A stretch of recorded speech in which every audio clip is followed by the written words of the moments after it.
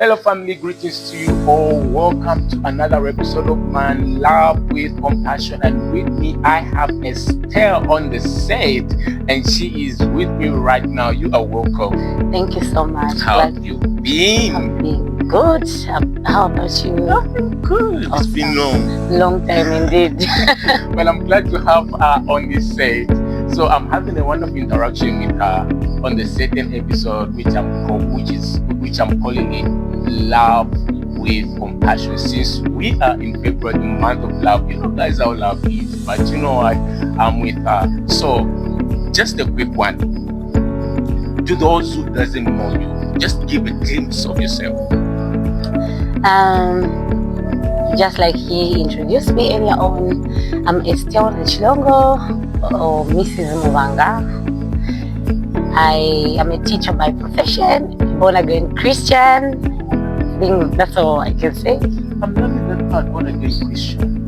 It's something very, very, very interesting. And to everyone that I've been interviewed, you know, if you've noticed, you guys, all the guests that I do have, they are all born again Christian, and that makes me like excited and wonderful. So now let's go into the set.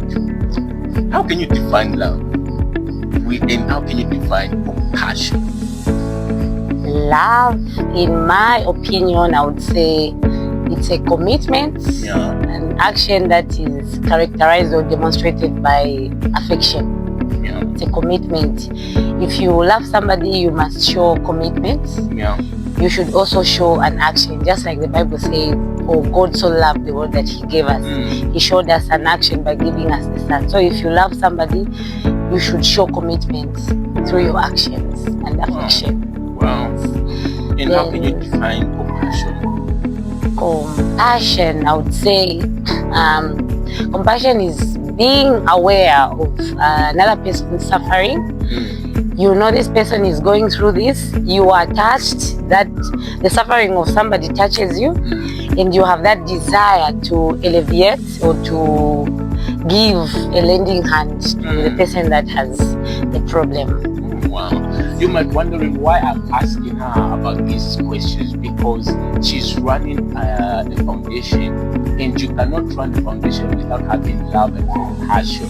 So now let's start from you running and Esthell. Correct me if I'm wrong, please. Esthell Foundation. Like, how did you start? Esthell Foundation is a dream, I would say, that has been with me from the time I was young.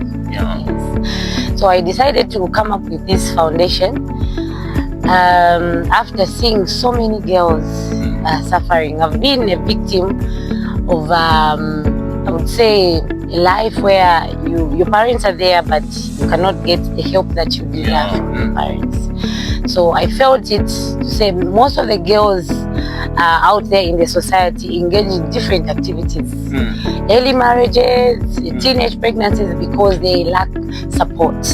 So I came up with this foundation to try and help the girls, to try and reduce the rates of teenage pregnancies, to try and give a lending hand to somebody out there who's got an emotional problem, somebody who has a problem, a wound that they cannot bring out to the society, just to offer them that comfort. Wow. Yes. Wow, that's nice. And I think it started from a place of imagination, and then it came to reality. Yes. And now reality came over. Now started with love, went into compassion, and thought like, okay, let me now start this thing, and which is a good thing to start with, and you're doing great. That Very is much. something to appreciate of. Thank So you now, so much.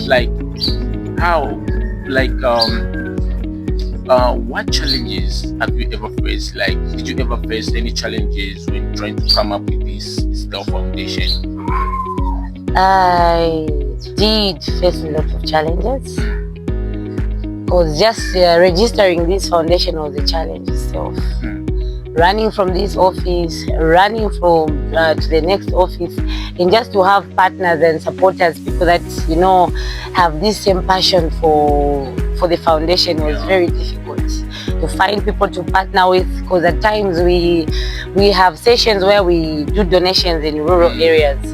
So you find that at times you have no one to to help you financially. You have to do it yourself.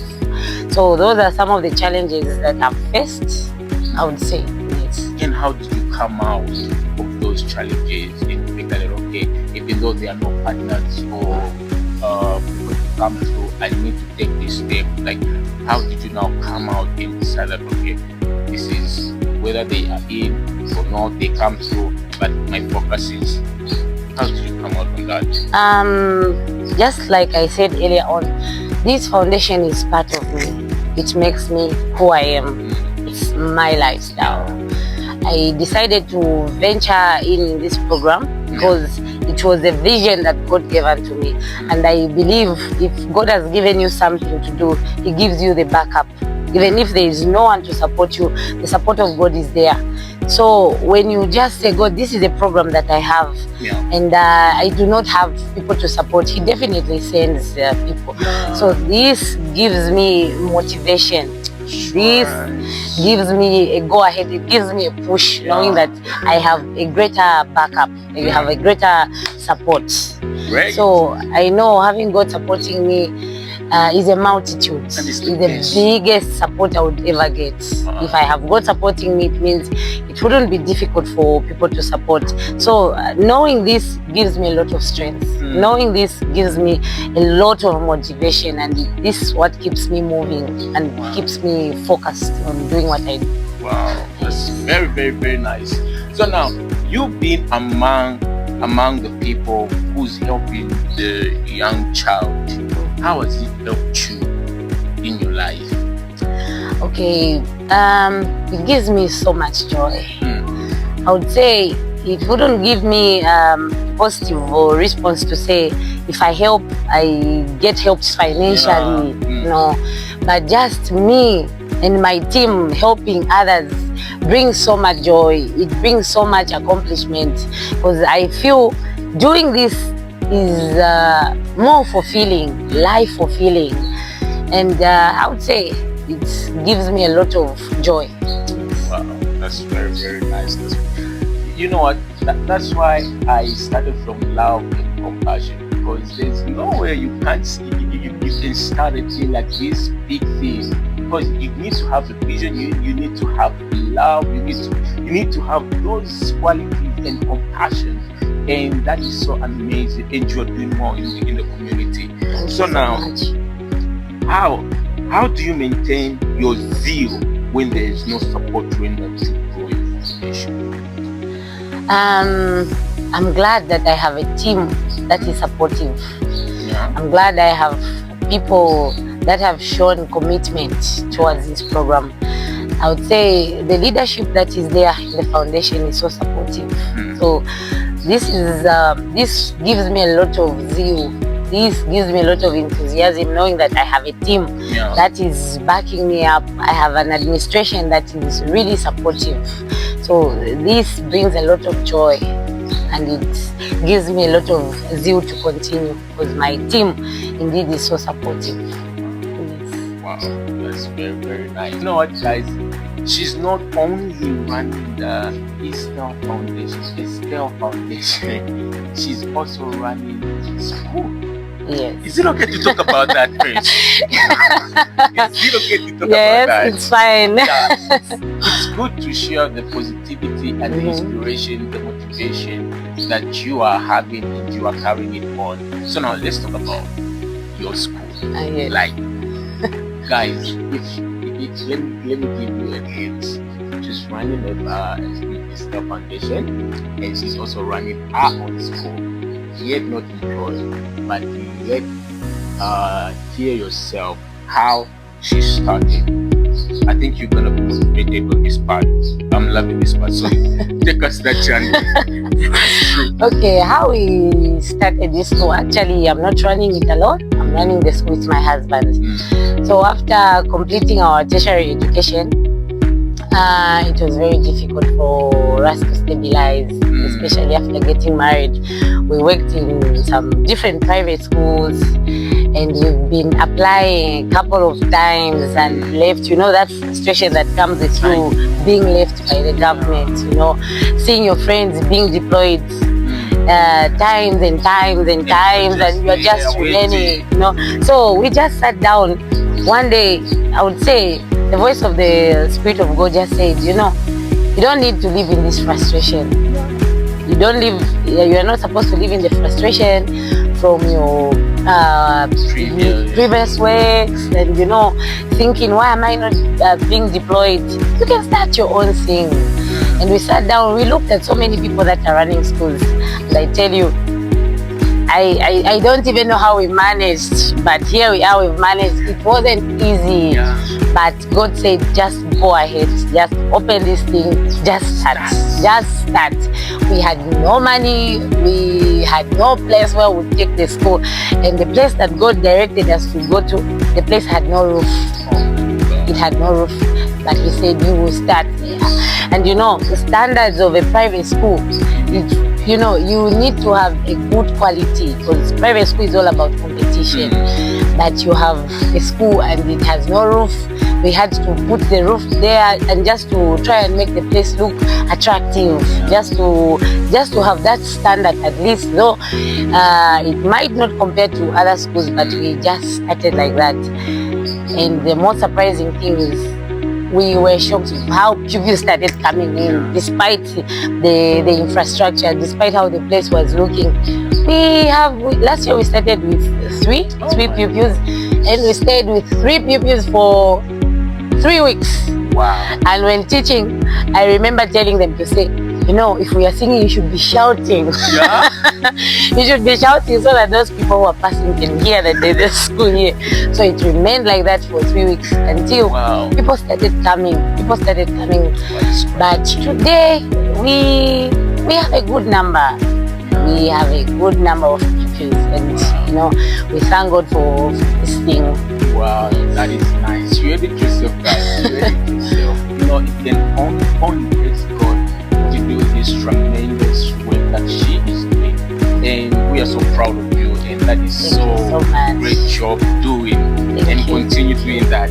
So now, since we are in the month of April, the month of love, right? So now, I'm gonna ask you this question. I hope you rate the. So now, you married to a man of God. You are married to a man of God, right? Yes, I am. And correct me if he's running his ministry or he's under. He's under. Okay. Yeah. So now, how did you at the point tell yourself or picture yourself married to a pastor? What was your marriage assumption and strategy? What's that? Okay. I would say I'm coming from a Christian background, coming from a Christian home, and I've been raised with Christian principles. So I've grown up with the fear of God in me. And for me, sitting down and thinking, who will I settle down with? The first thing I had was somebody that loves God. I always prayed for a man that loves God, a man that is willing to serve in the house of God, a man that fears God. So I didn't picture it to say I'll be married to a pastor, but the only thing I wanted was a man that loves God, a man that fears God, a man that is willing to work, to serve in the house of God. And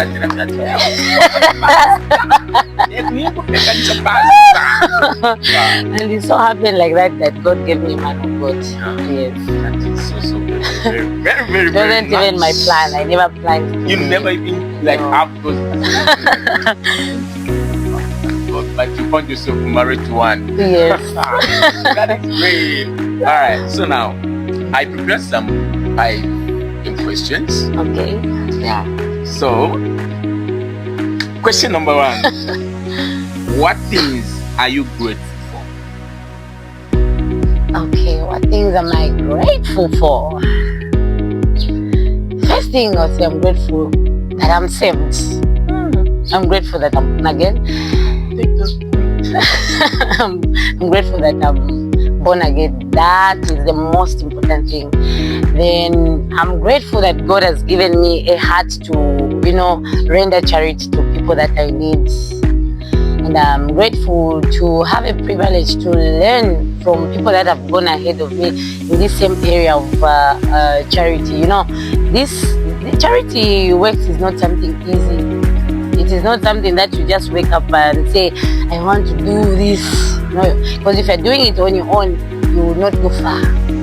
So I'm grateful that God gave me this privilege. I have this opportunity to do this. And what else would I say? I think I love my husband so much. I wouldn't leave him out. Alright, I have that question for you. It's preserved. That question is preserved. And I think it's the third question. Okay. So now let's go to question number 2. Describe yourself in a simple way. Describe myself in a simple way. I'm a very zealous person, enthusiastic, jovial, and hardworking. Yeah, I can tell. And question number 3. What things matters to you most? What things matter to me most? Disclose. We want to hear. What things matter to me most? Yeah. Okay. I would say I don't like seeing people worried. I don't like seeing people crying. So it matters to me that people are happy, especially those that are around me. I feel it's my responsibility to be part of their happiness. So people's happiness really matter to me. Wow. Yes, and apart from that, serving in the house of God is the greatest thing that has ever happened to me. You know, and it matters the most that I serve according to the way I'm supposed to serve, and also working according to the purpose that God has, entrusted me with. It really matters to me. So now I'm going to the question which wanted to say something about our strength. Yes. So now I'm going to give her a chance Okay. to say something lovely about your spouse. Okay. Okay. My husband is so loving, I would say. Yes. And one thing I love about him is frank. He's open. He doesn't hide anything. He's open. If he sees this is wrong, it is wrong. You know? And I love the fact that he's handy, he's helpful. I love the fact that he loves God and he pushes me to the things of God. And it's not easy to run these things because I normally enter offices where there are men and I would just go like that. But he's been supportive. Not there that he has said, no, why did you go this side? Yeah. Why have you started this? Don't you see that there are men that side? He's been there. He's been supporting me from the word go. If there are, I'm lacking finances, he's always there as the first, and I'm glad that it's my first supporter, my first follower. Yeah. Before I started looking for people to be partnering with, he was the first one partner with me. Wow. So I'm grateful for that, and I love his so much, baby. In fact, he got me this dress that I'm wearing. You see, love is a beautiful thing. So now I didn't say like those were like yesterday on my statuses because none of you guys you are showing us some pictures, Valentine's pictures where we can comment but the way she said, I can even say like Alright, so the last question. Leave a message of advice to everyone who will come across this. Okay, a word of advice. I would say, every person has got a purpose that God has given them. Every person has got a dream. There's something within you that you feel you are supposed to do. Yeah. You might not have the means to start that, but if God has said this is what you are supposed to do, just go for it. And if you are unemployed, you have not been deployed by the government, don't worry. You can do other things. You can start your own business, and do not be frustrated. Do not be, don't feel like you are left out. God loves you, and He wants the best for you. So don't look down on yourself. Feel motivated and just push, keep on pushing until you get there. And if you know you have a heart of helping people, just do it. And if you feel like joining us, you are welcome to be part of our foundation. We need your support. We need your partnering. We need your partnerships. So now, you have the Facebook page, right? Yes, I do. Also, it's just on Facebook page. Facebook and this one. TikTok, though TikTok is just opened. Yeah. Yes. Okay. Same Esthell.N.Mubanga. Esthell Foundation. So please, you can type on Facebook, guys. Esthell Foundation. Please check the feeds. Look how much he's investing in that, and just give and support. Just show some love. Show some love. It's month of February. Show us some love. All right. It is nice to have you on this set and on this episode. I'm glad. I just feel like going on. There's a point we need to say nuggets. All right. Thank you, guys.